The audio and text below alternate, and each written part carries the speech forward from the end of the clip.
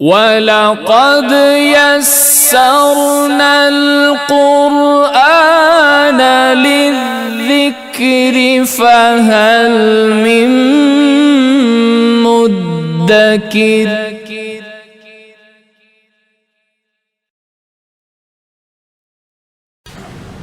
والصلاة والسلام على سيد الأنبياء والمرسلين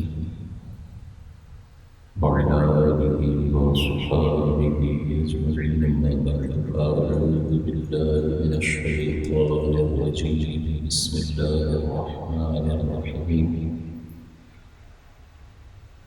قال الله تبارك وتعالى في القرآن المجيد والقرآن الحميد: وَلِلَّهِ عَلَى النَّاسِ حِجُّ الْبَيْتِ مَنِ اسْتَطَاعَ إِلَيْهِ سَبِيلًا وَمَنْ كَفَرَ فَإِنَّ اللَّهَ غَنِيٌّ عَنِ الْعَالَمِينَ.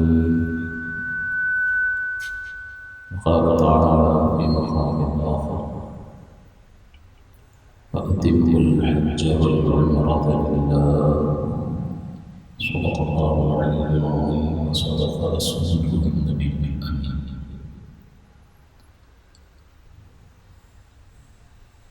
جو آپ کی خدمت میں تلاوت کی ان کا تعلق حج سے، چونکہ یہ درخواستوں کے ایام ہیں اور حج کے پیکیجز آنے شروع ہو گئے ہیں، لہٰذا جس شخص پر حج لازم ہے، یعنی اس میں حج کے لازم ہونے کی شرائط پائی جا رہی ہیں، اس کے لیے ضروری ہے کہ وہ بیت اللہ کا حج کرے۔ اس سلسلے میں اللہ تعالیٰ نے قرآن عظیم میں فرمایا: وَلِلَّهِ عَلَى النَّاسِ حِجُّ الْبَيْتِ، کہ اللہ کے لیے لوگوں پر لازم ہے کہ وہ بیت اللہ کا حج کرے۔ مَنِ اسْتَطَاعَ إِلَيْهِ سَبِيلًا، جو استطاعت رکھتا ہو اس حج کی طرف، بیت اللہ کی طرف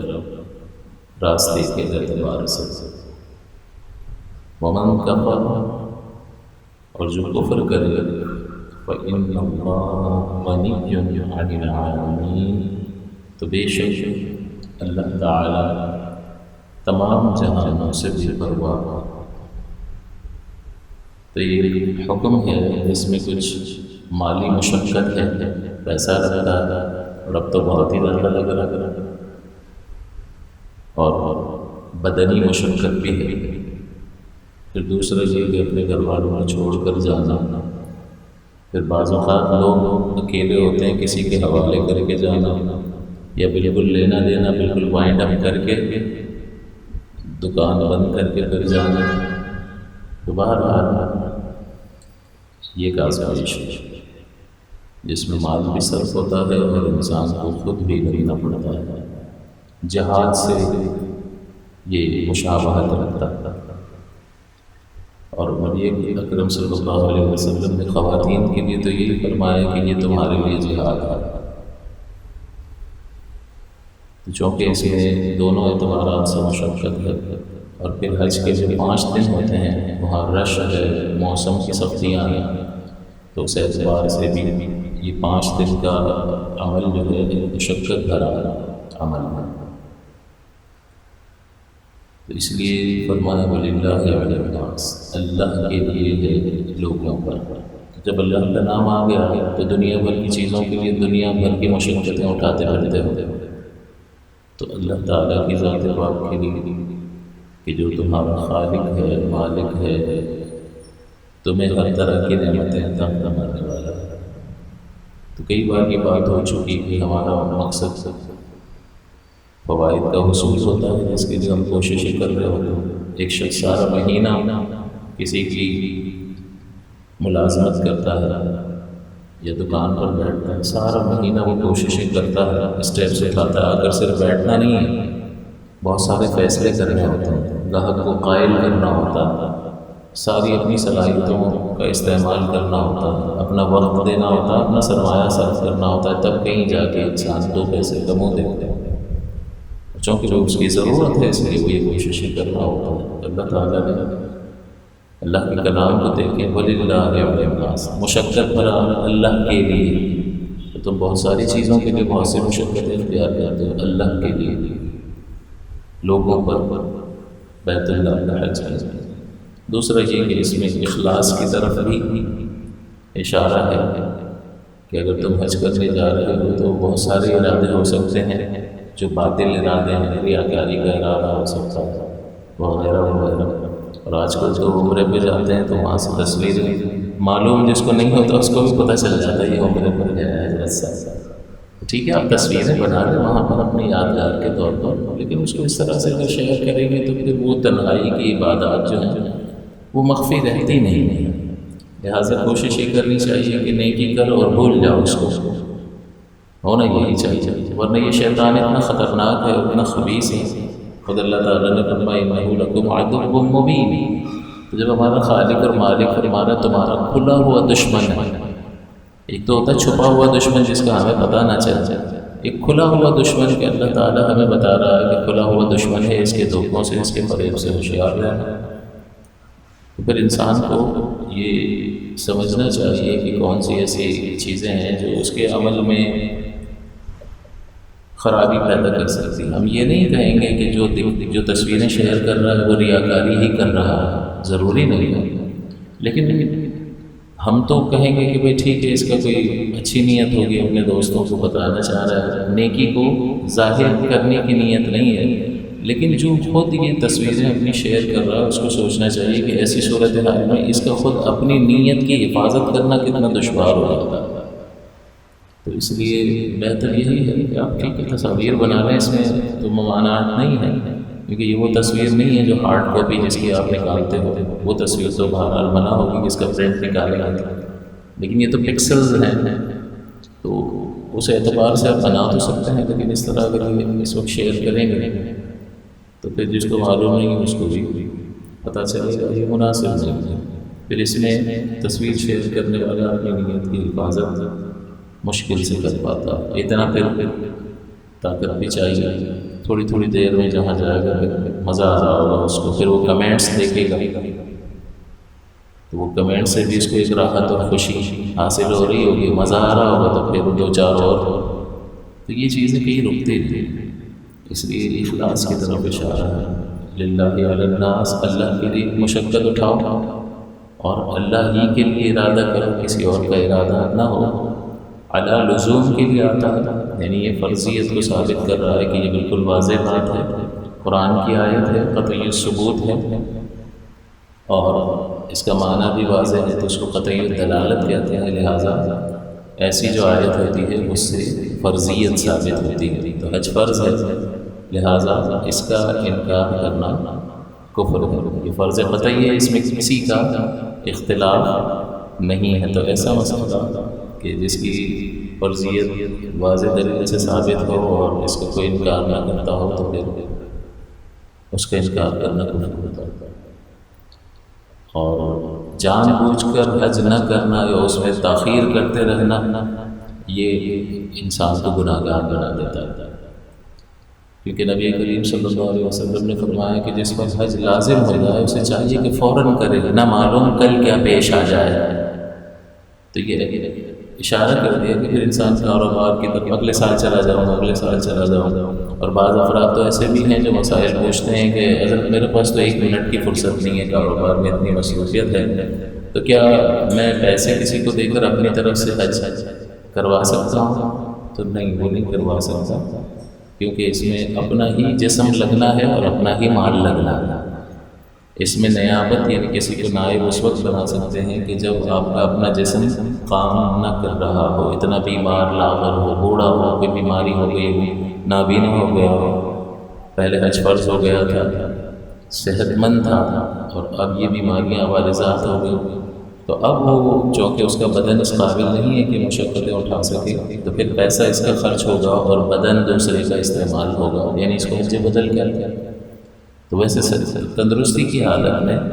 یہ حج دوسرے کی طرف سے نہیں کیا جا سکتا۔ آپ کو پہلے بھی بتایا تھا کہ عبادات کی 3 قسمیں ہیں، فقط بدنی عبادت ہے جیسے نماز اور روزہ، اس میں بدن کا تعلق ہے، یہ ایک دوسرے کی طرف سے نہیں کیا جا سکتا کہ کوئی کسی کی طرف سے نہ نماز پڑھ سکتا ہے نہ روزہ رکھ سکتا۔ دوسرا ہوتا ہے مالی عبادت، جیسے زکوٰۃ ہے، قربانی ہے، صدقہ فطر ہے اور دیگر کفارے وغیرہ جو ہوتے ہیں، وہ مالی عبادت ہے، اس میں دوسرے کی طرف سے بھی اگر کرے گا تو ادا ہو جائے گا، اس میں یہ اجازت ہے۔ اور تیسرا مالی اور بدنی کا مجموعہ، یہ حج ہے کہ جس میں مال کا بھی دخل ہے اور بدن کا بھی دخل ہے، تو اس میں جب بدن سلامت نہیں رہے گا تب دوسرے کی طرف سے کر سکتے ہیں، ویسے نہیں کر سکتے۔ تو یہ تفصیل ذہن میں رہنی چاہیے۔ وَلِلَّهِ عَلَى النَّاسِ حِجُّ الْبَيْتِ مَنِ اسْتَطَاعَ إِلَيْهِ سَبِيلًا، بیت اللہ کا حج لازم ہے کہ شخص پر جو استطاعت رکھتا ہو اس کی طرف راستے کے اعتبار سے۔ تو استطاعت 2 طرح کی ہوتی ہے، یہی جیسا کہ میں نے ذکر کیا کہ اگر وہ جسمانی طور پر بھی سلامت ہو، حج کی مشقتوں کو، سفر کی مشقتوں کو برداشت کر سکے، اور مالی اعتبار سے بھی مستحکم ہو کہ وہ حج کے اخراجات کو برداشت کر سکتا۔ من استطاع، استطاعت میں دونوں استطاعتیں آ گئیں، جسمانی اعتبار سے بھی قوت والا ہو اور مالی اعتبار سے بھی مستحکم ہو۔ ہاں، جو شخص مکے ہی میں رہتا ہے یا اطراف میں رہتا ہے، اس کو بہت زیادہ پیسے کی ضرورت نہیں ہوگی، وہ تو مکے میں رہنے والا تو پیدل بھی آ جائے گا، تو اس کے لیے پیسے اتنی اہمیت نہیں رکھتے، صرف 5 دن کے لیے جائے گا تو گھر والوں کے لیے جو ضروری چیزیں ہیں اتنے پیسے ہونے چاہیے، باقی اپنی ضرورت کا ہو تو چند ہزار روپے اس کے پاس ہوں گے تو اس پر حج لازم ہو جائے گا، چونکہ وہ قریب رہتا ہے۔ بس اس میں پھر استطاعت یہ ہونی چاہیے کہ وہ اس کا جسم اس مشقت کو برداشت کر سکتا، بہت بوڑھا، بہت بیمار، نابینا نہ ہو، معذور نہ ہو، تو پھر یہ اس پر لازم ہو جائے گا۔ لیکن ہم چونکہ دور والے ہیں تو ہمارے لیے دونوں طرح کی استطاعت ضروری ہوتی ہے، کہ پیسہ بھی ہو کہ وہاں پہنچ سکیں، اور گھر والوں کے لیے ضروری جو گھر کا سربراہ ہے، جس پر دوسروں کا نفقہ ہے، تو اس کے جتنے دن یہ گھر سے دور رہے گا اتنے دن کا نفقہ گھر والوں کے لیے پیچھے چھوڑ کر جائے گا، اتنا پیسہ اور اپنے سفری اخراجات کا ہونا ضروری ہوتا ہے، تو لہٰذا اس کو استطاعت والا سمجھا جائے گا۔ تو دور والے کے لیے دونوں طرح کی استطاعتیں ضروری ہیں، کہ جسم ٹھیک ہو اور مال بھی ہو، اور قریب والے کے لیے مال بہت تھوڑا سا مال ہوگا تب بھی اس پر حج لازم ہو جائے گا۔ اور اللہ تعالیٰ فرماتا ہے وَمَن كَفَرَ فَإِنَّ اللَّهَ غَنِيٌّ عَنِ الْعَالَمِينَ، کہ جو کفر کرے گا، انکار کرے گا، تو اللہ تعالیٰ کو کوئی فرق نہیں پڑتا، اللہ تعالیٰ تمام عالم سے بے نیاز ہے، بے پرواہ، وہ کسی کا محتاج تو ہے نہیں کہ معاذ اللہ تم نے اس کی بات مان لی تو اس کی عظمت میں اضافہ کر دو گے، لا حول ولا قوت الا باللہ، وہ ہمیشہ سے عظمت والا ہے۔ تو اگر یہ تم مانو گے تو تمہارے اندر ہی کمال پیدا ہوگا، تمہارا ہی تزکیہ نفس ہوگا، تمہارا ہی ظاہر اور باطن سنورے گا کہ اس خالق کائنات کے اس قدر احسانات ہیں۔ جب اس کے احسانات کے نتیجے میں تم اپنی بندگی کا اظہار کرو گے، اس کے احکام کو مانو گے، تو اس میں تمہارا ہی کردار بہتری کی طرف آئے گا، اور مزید یہ کہ اللہ تعالیٰ کی رحمتیں تمہاری طرف متوجہ ہوں گی۔ اور انسان ہر لمحہ اللہ کی رحمت کا محتاج نہیں ہے کیا؟ اس نے عدم سے وجود دیا، اور اس نے جو ہمارے جسم کو سلامت بنایا، ہر لمحے کی سلامتی اللہ کی ایک نعمت ہے یا نہیں ہے؟ تو وہ تو ایسا ہے، رب العالمین الرحمن الرحیم، عالمین کا رب ہے، عدم سے وجود میں لا کر کمال تک پہنچا رہا ہے۔ اور چونکہ یہاں صفت ربوبیت کا اظہار ہوا، پالنے والا، تو جب پالا جاتا ہے تو کون سی صفت غالب ہوتی ہے؟ رحمت کی، اس لیے اپنی صفت رحمت کا ذکر فرمایا، الرحمن الرحیم، سورہ فاتحہ۔ اور کیسا کہ بس دیے چلا جا رہا ہے، دیے چلا جا رہا ہے، دیے چلا جا رہا ہے، ہمارا جسم ہر وقت سلامت ہے، یہ سانس آرام سے آ جا رہا ہے، یہ جسم کا سکون کے ساتھ، سہولت کے ساتھ، بغیر کسی بیماری کے حرکت کرنا، ان آنکھوں کا دیکھنا، اس جسم کا غذا کو نگل لینا اور سارے نظام کا اپنے مقام پر کام کرنا، ایک عضو بھی خراب ہو جائے تو لاکھوں روپے کے اخراجات کے باوجود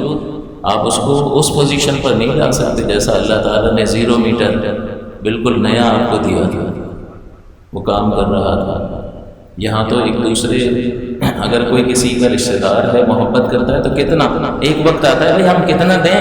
کتنا کر سکتے ہیں، ہم مر جائیں کیا تمہارے لیے، یہ آپ کو سننے کے لیے اطراف میں ملے گا۔ لیکن ہمارا رب الرحمن الرحیم ہر لمحہ دیے چلا جا رہا ہے، دیے چلا جا رہا ہے، اس کا تھمتا ہی نہیں ہے اس کی عطا کا سلسلہ۔ تو بتائیے اس کا کس قدر حق ہے۔ یہ بندہ جب تنہائی میں بیٹھ کر غور کرتا ہے تو قربان جاتا ہے اپنے رب پر۔ غور و تفکر، قرآن عظیم میں بار بار دعوت دی، سوچو، غور کرو، اللہ تعالیٰ نے تمہیں عقل دی ہے، تمہیں شعور دیا ہے، تمہیں یہ عقل اور شعور ہی اللہ تعالیٰ کی کمال بندگی پر مائل کر دے گا، اس کے لیے جان قربان کرنے پر مائل کر دے گا۔ نبی کریم صلی اللہ علیہ وسلم نے صحابہ کو یہی کچھ تو سکھایا کہ ابتدائی بس ایمان لاتے تھے اور وہ ہر طرح تیار ہو جاتے ہیں۔ صحابہ اتنی مشقتیں کیوں اٹھا لیتے تھے؟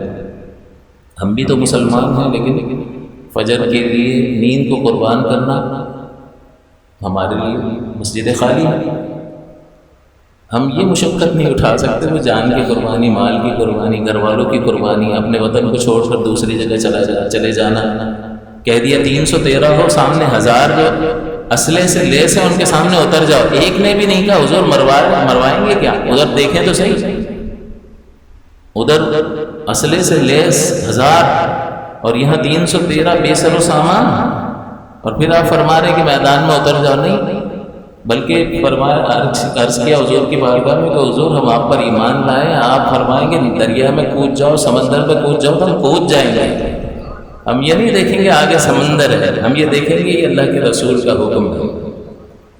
تو وہ بھی تو حضور پر ایمان لائے تھے۔ تو اصل یہ ہے کہ اللہ کے احسانوں کا اعتراف بڑی قلب میں نرمی پیدا کرتا ہے، یہ غور و تفکر کا تقاضا کرتا ہے، لہٰذا بہت آسان ہو جاتا ہے انسان کے لیے اللہ کی احکام کو ماننا، اس کے مطابق ڈھل جانا، اس کی مشقتوں کو بہت محبت کے ساتھ، یعنی بڑے پیار سے اٹھ رہا ہے فجر میں، بہت محبت بھری اور گہری نیند کو بڑی خوشی سے چھوڑ رہا ہے اور شکر ادا کرتا ہوا اٹھ رہا ہے، یا اللہ تیرا شکر ہے تو مجھے اٹھا دیا۔ ایسے لوگ بھی ہیں نا، وہ اس وجہ سے ہوتا ہے کہ ان کی نگاہ اللہ تعالیٰ کی عنایت پر، اس کے کرم پر ہوتی۔ یہ نیند بھی ابھی تھوڑی دیر پہلے کر رہا تھا تو یہ اللہ تعالیٰ نے عطا کی ہے، ورنہ نرم گدوں پر، نرم بستروں پر، ہر طرح کی آسائش کے حاصل ہونے کے باوجود کروٹیں بدل رہا ہوتا، نہیں آتی نہیں۔ آپ نے بھی کبھی محسوس کیا ہوگا کہ پتہ نہیں کبھی طبیعت بے چین ہوتی ہے تو ساری رات بندہ ٹہل رہا ہوتا ہے، کیا کرو نیند ہی نہیں آ رہی۔ تو اس وقت اس رب کی کمال نعمت پر ہمیں غور نہیں کرنا چاہیے کہ یہ نیند بھی جب سکون سے آ جاتی ہے تو دن بھر جو ہے اس کے لیے توانائی ہمارے پاس جمع ہو جاتی ہے۔ تو اس لیے اللہ کی نعمتوں پر غور کرنا ضروری ہے۔ تو اللہ تعالیٰ نے یہاں فرما دیا ان اللہ غنی عن العالمین، کہ اگر تم اللہ کی بات نہیں مانو گے اللہ کو کوئی فرق نہیں پڑتا۔ اللہ تعالیٰ متغیر نہیں ہو سکتا، وہ تبدیلی کو، تغیر کو قبول کرنے والی ذات نہیں ہے، وہ بلند و بالا ہے اور بلند و بالا رہے گا۔ لہٰذا تم جو ہے اگر اللہ کی بات مانتے ہو یہ تمہارے لیے باعث سعادت ہے۔ اور مزید فرمایا وَأَتِمُّ الْحَجَّ وَالْعُمْرَةَ لِلَّهِ، یہاں بھی فرما دیا کہ پورا کرو حج کو اور عمرے کو اللہ کے لیے۔ تو یہاں پر بھی حج اور عمرے کا تذکرہ آیا اور اللہ کے لیے یہ اخلاص کی طرف اشارہ ہے۔ چند احادیث کا انتخاب کیا میں کہ وہ آپ کے سامنے پڑھ دوں اور اس میں جو ضروری تبصرہ وہ کر دوں، پھر اگلے جمعے ہم اس کی شرائط پر بیان کریں گے، کیونکہ بہت سارے لوگ اب سوال پوچھ رہے ہیں کہ 2 لاکھ کا حج تھا، فرض ہو گیا تھا، اب جو ہے میں نے ڈیلے کر دیا، اگلے سال کر لوں گا، اگلے سال کر لوں گا، اب تو 10 لاکھ کہاں سے لاؤں گا پیسے؟ تو حج تو فرض ہو، یہ تو آپ نے کیا نا ڈیلے،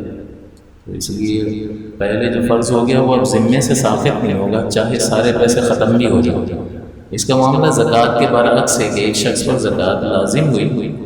اس نے نہیں دی اور پھر سارا پیسہ اس کا خرچ ہو گیا، ختم ہو گیا، یا نقصان میں چلا گیا، صفر پر آ گیا، تو جو سابقہ زکوٰۃ اس پر تھی وہ ساقط ہو جائے گی، صفر ہو جائے گی۔ اب اس کا مطالبہ نہیں. لیکن اگر کسی شخص پر نصاب کے پائے جانے کے بعد حج فرض ہو گیا اور اس نے ڈیلے کیا اور اب اس کی طاقت سے باہر نکل گیا تو اس پر لازم ہے کہ قرض لے اور حج کرے، کیونکہ اس کے ذمے پیسہ ختم ہونے کے باوجود حج ذمے سے اترے گا نہیں. اور رحمت دو عالم صلی اللہ علیہ وسلم کے فرامین اس سلسلے میں سنیں کہ حضور صلی اللہ علیہ وسلم نے جہاں اللہ تعالیٰ نے اور حضور نے اس کا حکم ارشاد فرمایا وہاں پر ترغیب بھی دلائی، اس کا اجر و ثواب بھی بیان فرمایا اور نہ کرنے والے کو ڈرایا دھمکایا بھی ہے. دونوں چیزیں ہوتی ہیں. جب ترغیب اور ترغیب ہوتی ہے تو بعض طبیعتیں ایسی ہوتی ہیں کہ ثواب سن کر مائل ہو جاتی ہیں، بعض طبیعتیں ایسی ہوتی ہیں کہ ان کو ڈراؤ تو وہ مائل ہو جاتی ہیں. تو ہر طرح کی طبیعتیں اللہ تعالیٰ نے پیدا فرمائی ہیں تو سب کا علاج بھی فرما دیا. اور بعض طبیعتیں ایسی ہیں کہ آپ ڈراؤ نہ ڈراؤ، ثواب بیان کرو نہ کرو، اس کو کہہ دو اللہ نے کہا ہے، وہ فدا ہو جائے گا. یہ فطرت سلیمہ والے بھی ہوتے ہیں. آپ نے بھی اپنے درمیان دیکھے ہوں گے کہ بعض کو سمجھا سمجھا کے تھک جاؤ، وہ اتنے مضبوط ہوتے ہیں اپنے ان رویوں میں کہ نہیں مانتے، اور بعض ایسے سلامت اور نرم طبیعت کے ہوتے ہیں کہ آپ اس کو بتاؤ یہ گناہ ہے، اچھا گناہ ہے تو وہ نادم ہوگا اور کوشش کرے گا اس کو چھوڑنے کی. طبیعتیں نرم طبیعتیں بھی ہوتی ہیں. تو ہر طرح کے لوگ ہیں، تو ہمیں سوچنا چاہیے کہ ہم کس میں سے ہیں. تو بہرحال اجر بیان کیا ہے، اس کو سن کر بھی مائل ہونا اچھا ہے، برا نہیں ہے. سزا بیان کی ہے، اس کو سن کر بھی اللہ کا خوف پیدا کر کے عمل کی طرف مائل ہو جانا یہ بھی اچھا ہے، برا نہیں ہے. لیکن اگر ان میں کیٹیگرائز اس کو کیا جائے اور کلاسیفائی کیا جائے، درجہ بندی کی جائے، تو وہ شخص آپ آسانی سے کہیں گے کہ بداہتاً بالکل ظاہر ہے کہ جس کو فقط کچھ بھی نہیں بتایا کہ اللہ نے کہا یہ کر لو، تو آگے سے پوچھتا نہیں ہے اس کا اسکوپ کیا ہے. ہمیں تو کوئی کورس کرنے کے لیے کہا جائے نا یہ کورس کر لو، تو پوچھتا ہے اس کے فوائد کیا ہیں، مجھے کون سی نوکری ملے گی، کتنے کی ہوگی، کیا ہوگا، اس کا اسکوپ پوچھتا ہے. تو شریعت بھی اسکوپ بیان کرتی ہے. لیکن بعض اللہ کے بندے ایسے ہیں کہ اچھا اللہ نے کہا ہے چلو جی، آنکھیں بند کر کے وہ کرنے لگ جاتے ہیں. تو اب دیکھیں مسلم شریف کی روایت ہے، حضرت ابو ہریرہ رضی اللہ تعالیٰ عنہ سے مروی ہے کہ رسول اللہ صلی اللہ علیہ وسلم نے خطبہ پڑھا اور فرمایا اے لوگو تم پر حج فرض کیا گیا ہے لہٰذا حج کرو. ایک شخص نے عرض کیا کیا ہر سال یا رسول اللہ صلی اللہ علیہ وسلم؟ حضور نے خاموشی اختیار فرمائی. انہوں نے 3 بار یہ کلمہ کہا کیا ہر سال، کیا ہر سال. پھر حضور نے خاموشی کے بعد فرمایا اگر میں ہاں کہہ دیتا تو تم پر واجب ہو جاتا اور تم سے نہیں ہو سکتا تھا. اس کا مطلب حضور یہاں اپنی اللہ کی طرف سے دی گئی اختیار اور اتھارٹی کو بیان کر رہے ہیں کہ اگر کہہ دیتا نا ہاں تو ہر سال واجب ہو جاتا. اس لیے ہم کہتے ہیں کہ حضور علیہ الصلوۃ والسلام کو اللہ نے یہ حیثیت عطا فرمائی ہے کہ وہ شارع ہیں. جس چیز کا حکم فرما دیں گے تو لازم ہو جائے گا، جس چیز سے روک دیں گے وہ اس سے رکنا لازم ہو جائے گا. اگرچہ قرآن عظیم میں ان چیزوں کا ذکر نہیں ہوا، بہت ساری اشیاء ایسی ہیں جو احادیث میں جن کی ممانعت وارد ہوئی. اسی لیے اعلیٰ حضرت نے فرمایا کہ حکم نافذ ہے تیرا، خامہ تیرا سیف تیری، دم میں جو چاہے کرے دور ہے شاہ تیرا. تو اس لیے حضور فرماتے ہیں کہ اگر میں ہاں کہہ دیتا تو تم پر ہر سال لازم ہو جاتا اور تم سے نہیں ہو سکتا. یہاں تو ایک بار کرنے میں لوگ جو ہے وہ ہچکچاہٹ کا شکار ہوتے ہیں، پریشان ہوتے ہیں. تو ہر سال کیسے ہو سکتا؟ تو حضور نے فرمایا کہ تم سے نہیں ہو سکتا. پھر فرمایا کہ جب تک میں کسی بات کو بیان نہ کروں تو مجھ سے سوال نہ کیا کرو. اگلے لوگ کثرت سوال اور پھر انبیاء کی مخالفت سے ہلاک ہو. جیسے موسیٰ علیہ السلام کے دور میں قتل ہو گیا تو اس کے آگے وارث کہ بھئی اس کا فیصلہ کریں. پتہ چلا ہے قاتل کا تو اللہ تعالیٰ کی بارگاہ میں عرض کیا تو اللہ تعالیٰ نے کہا ایک جانور ذبح کرو اور اس کے گوشت کا ٹکڑا اس مردے کو مارو، یہ زندہ ہو کے قاتل کا نام بتا دے گا. سورہ بقرہ میں یہ واقعہ ذکر ہوا ہے اور اسی وجہ سے اس سورہ مبارکہ کا نام سورہ بقرہ ہے. بقرہ گائے کو کہتے ہیں، تو گائے کا واقعہ ذکر ہوا ہے اس میں، تو اسی وجہ سے اس سورہ کو سورہ بقرہ کہا جاتا ہے. تو اب انہوں نے کہا کہ کیا آپ ہمارے ساتھ مذاق کر رہے ہیں؟ تو آپ نے فرمایا اللہ کا نبی مذاق نہیں کرتے، یہ جاہلوں کا کام ہوتا ہے. پھر کیسے رنگ کی ہو، کتنی ہو، کس طرح کی ہو، یہ ساری چیزیں انہوں نے سوالات کرنے شروع کر دیے. تو جب سوالات کرنے شروع کر دیے تو نئی نئی قیودات لگنا یہ رنگ کی ہو، اس طرح کی دکھتی ہو، یہ شرائط ہوں، تو ان کے لیے پھر اس کو تلاش کرنا بھی مشکل ہو گیا، سینکڑوں میں لاکھوں میں ایک گائے۔ لیکن وہ پہلے ہی سوال نہ کرتے، اور جیسا کہ اللہ تعالیٰ نے حضرت موسیٰ علیہ السلام کے ذریعے سے بتا دیا کہ ایک گائے ذبح کر کے اس کے گوشت سے اس کو ٹچ کرو تو وہ زندہ ہو کے قاتل کا نام بتا دے گا، تو بس وہ سنتے، گائے ذبح کرتے اور کر لیتے۔ لیکن جب انہوں نے سوالات کیے تو قیدیں لگتی، یہ رنگ ہو، کبھی بھی اس نے جو ہے وہ کھیتی باڑی اور چارہ وہ چرنے میں استعمال نہ کی گئی ہو، یہ نہ کیا ہو، وہ نہ کیا ہو، دیکھنے میں بھی بہت اچھی، ساری کنڈیشنز لگ گئی، ان کے لیے مشکل ہو گیا۔ اسی لیے حضور علیہ السلام فرما رہے ہیں کہ جب میں کوئی بات بیان کروں تو تم مجھ سے سوال مت کیا کرو، کہ اگلے لوگ کثرت سوال اور پھر انبیاء کی مخالفت کی وجہ سے ہلاک ہو گئے۔ پہلے سوال پوچھ لیا، اور سوال پوچھنے کے بعد کہا بھئی یہ اتنی کنڈیشنیں کون پوری کرے گا، تو بھائی پوچھا کیوں تھا؟ پوچھتے نہیں پھر۔ یہ اسی طرح سے ہے کہ پیر صاحب نے کوئی وظیفہ بتا دیا، اب خاموشی سے سن کے نکل جاؤ نا، حضرت وضو کر کے پڑھنا ہوگا، تو بھئی وضو کرنا اچھی بات ہے، وہ پیر صاحب منع تو نہیں کریں گے، آپ نے خود ہی قید لگوا لی، وہی پیر صاحب کہیں گے ہاں تو اب آپ کو کرنا پڑے گا، حضرت اس میں جو ہے 2 زانوں بیٹھنا پڑے گا، اب بھائی خاموش ہو۔ تو پیر صاحب یہ ادب والی حالت ہے، تو پیر صاحب نے کہہ دیا ہاں، تو یہ 2 شرطیں آپ نے خود ہی لگوا لی اپنی طرف سے، تو پہلے سن کے نکل جاتے، پھر اپنے طور پر اس کو کرتے رہتے، اس کی برکات حاصل ہو جاتی۔ اب وضو بھی کرو اور 2 زانوں، حضرت قبلہ رخ ہونا پڑے گا، وہ مستحب ہے قبلہ رخ ہو کے بندہ نیک عمل کرے، تو اب پیر صاحب نے کہاں منع کرنا ہے کہ بھائی اچھا ہے چلو جی، تو یہ 3 اس نے خود لگوا لی، پیر صاحب نے نہیں کہا تھا۔ اب اس کے لیے مشکل ہے، وضو بھی کرنا پڑے گا، سستی ہوتی ہے وضو کرنا، تو بھائی تم نے ہی لگوائی تھی، لیٹے لیٹے ہی پڑھ لیتے، تم نہ پوچھتے، سوال نہ کرتے، تو اس لیے فرمایا کہ عافیت اسی میں ہوتی ہے کہ جب کوئی وظیفہ وغیرہ بھی دے رہا ہو نا تو خاموشی سے سنو اور نکل جاؤ، خام وہاں کنڈیشنز مت لگواؤ۔ ہاں الا یہ کہ وہ بیان کرنے والا خود پورا وظیفے میں کوئی شرط بیان کرے، اتنی بار پڑھنا اور اول آخر یہ پڑھنا اور فلاں اور یوں اور یوں، تو وہ علیحدہ بات ہے کہ وہ پھر پورا وظیفہ اس طرز پر ہوتا ہے، لیکن ویسے بتایا جائے نا تو بس جلدی سن کے بھاگ جاؤ وہاں سے۔ تو کثرت سوال اور پھر انبیاء کی مخالفت سے ہلاک ہو، پھر سن لیا، پھر انہوں نے جب کنڈیشنز لگائیں تو پورا نہ کر سکے، اس لیے مخالفت کرنے لگ گئے۔ لہٰذا جب میں کسی بات کا حکم دوں تو جہاں تک ہو سکے اسے کرو، اور جب کسی بات سے منع کروں تو اسے چھوڑ دو۔ اب جب کرنے کا حکم دیا تو فرمایا جہاں تک ہو سکے کرو، کیونکہ کرنے میں آپ کو ایک نئی چیز کی ابتدا کرنی ہوگی، آپ کو ایک ہمت اور کریج چاہیے ہوگی نئی چیز کو کرنا،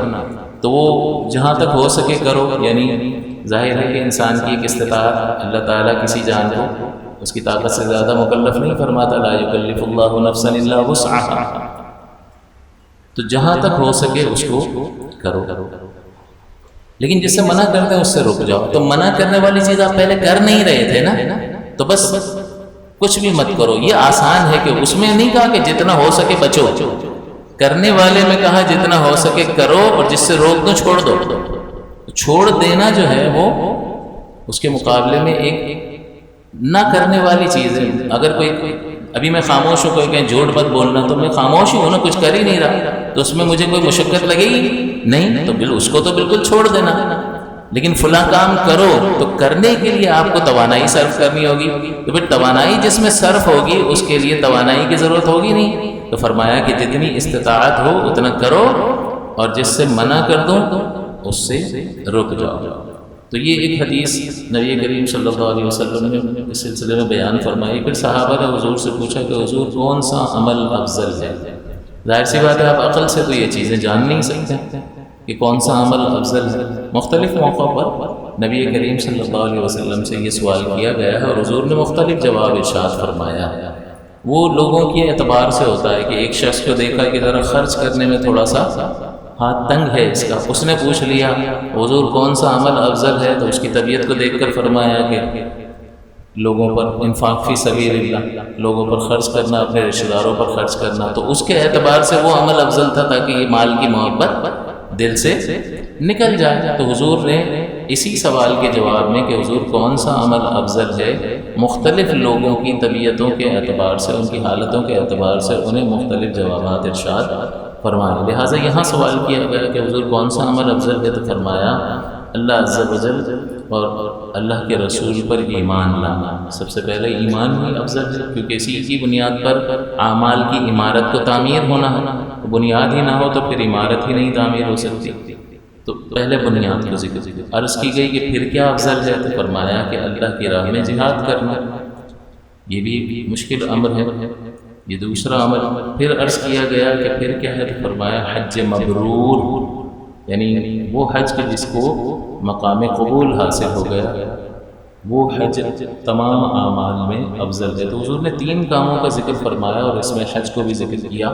تو اس سے حج کی عظمت کا اور حج کی اہمیت کا احساس ہوتا ہے۔ پھر بخاری اور مسلم اور ترمذی اور نسائی اور ابن ماجہ نے حضرت ابو ہریرہ سے ہی روایت کیا کہ رسول اللہ صلی اللہ علیہ وسلم فرماتے ہیں کہ جس نے حج کیا اور فحش کلام نہ کیا اور فسق نہ کیا، گناہ کا کام نہ کیا، تو وہ گناہوں سے ایسا پاک ہو کر لوٹا جیسے اس دن ہی ماں کے پیٹ سے پیدا ہوا۔ یعنی گناہوں کی مغفرت کی بشارت ہے، اور یہ بہت بڑی حج کی برکات میں سے ہے کہ انسان بالکل پاک اور ستھرا ہو کر واپس آتا ہے۔ لیکن بہرحال بات وہی ہے کہ وہ کنڈیشنل ہے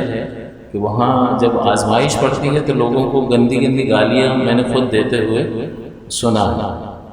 تو وہاں پر ضبط کرنا تھوڑا سا، یہ تو اللہ نے منع کیا ہے تو جھگڑے کم ہوتے ہیں، اور اگر منع نہ کیا ہوتا پھر ہر گلی میں ایک دوسرے کا، کیونکہ اتنا رش ہوتا ہے اور سب کچھ ہو رہا ہوتا ہے، تو اس لیے اپنی عبادت کی حفاظت بھی کرنا ضروری ہے۔ تو اتنا بڑا اجر اگر مل رہا ہو تو پھر انسان تھوڑی بہت مشقت اٹھا لیتا ہے یا نہیں اٹھاتا۔ تو دیکھیں ان احکام میں، ان احادیث میں، اور نبی کریم صلی اللہ علیہ وسلم کی زبان اقدس سے نکلنے والے کلمات میں کتنا بہترین ربط ہے، منطقی اور عقلی ربط ہے، اور بڑے حکمت پر مبنی یہ باتیں ہیں جو کوئی عام آدمی نہیں کر سکتا۔ ایک ایک لفظ کا دوسرے سے بہرحال تعلق نظر آتا ہے کہ بڑی پلاننگ کے ساتھ، بڑی سمجھ بوجھ والے شخص کی طرف سے یہ باتیں اس کی زبان اقدس سے نکلی ہیں۔ تو آپ یہ دیکھیں گے تو آپ کو اندازہ ہو جائے گا کہ یہ اجر تو بیان کر رہے ہیں، لیکن پیچھے کنڈیشنز، تو جب اجر بیان کر دیا ہے، اتنا بڑا اجر ہے، تو انسان بہت بڑی مشقت سے بچنے کے لیے تھوڑی مشقت، کیونکہ اگر گناہوں سے پاک نہیں ہوا تو اس کی سزا بڑی مشقت ہے یا نہیں ہے، اور یہاں پر یہ تھوڑا سا خاموش رہ جائے اور تکلیفوں کو 5 دن برداشت کر لے، اب اس مشقت کو ایک طرف رکھ لو اور گناہوں کے نتیجے میں ملنے والی سزا کی مشقت کو ایک طرف رکھ لو، تو یہ خود ہی کہے گا بھائی یہی اچھی ہے، میں خاموش رہ جاؤں گا، میں کچھ نہیں کروں گا۔ تو یہی تو تم سے مطالبہ کر رہے ہیں، یہی مطالبہ کیا جا رہا ہے۔ تو اتنا بڑا اجر و ثواب جہاں ہو، مزدوری زیادہ ملتی ہے تو ورکر کام کرنے کے لیے تیار ہو جاتا ہے یا نہیں؟ دوسرے کا اگر ورکر توڑنا ہو، بھائی کتنی تنخواہ ملتی ہے، 50,000 80,000 لینا مجھ سے، آ جائے گا؟ نہیں آئے گا۔ یہ کہ وہ دیکھے گا کہ کمپنی وغیرہ ایسا تو نہیں کل یہاں سے توڑ کے پھر منائی کر دے، تو وہاں سے بھی گیا ہے اور یہاں سے بھی گیا، لیکن زیادہ اجر اور اجرت بیان کرو گے تو میلان خلق پیدا ہوتا ہے یا نہیں ہوتا ہے۔ اسی طرح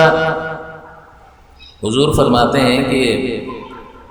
عمرے سے عمرے تک ان گناہوں کا کفارہ ہے جو درمیان میں ہوئے، ایک عمرے سے دوسرے عمرے تک جو کچھ بھی ہو جاتا ہے، اگر 2 عمرے جو کر لیے تو درمیان میں جو کچھ بھی کیا اللہ تعالیٰ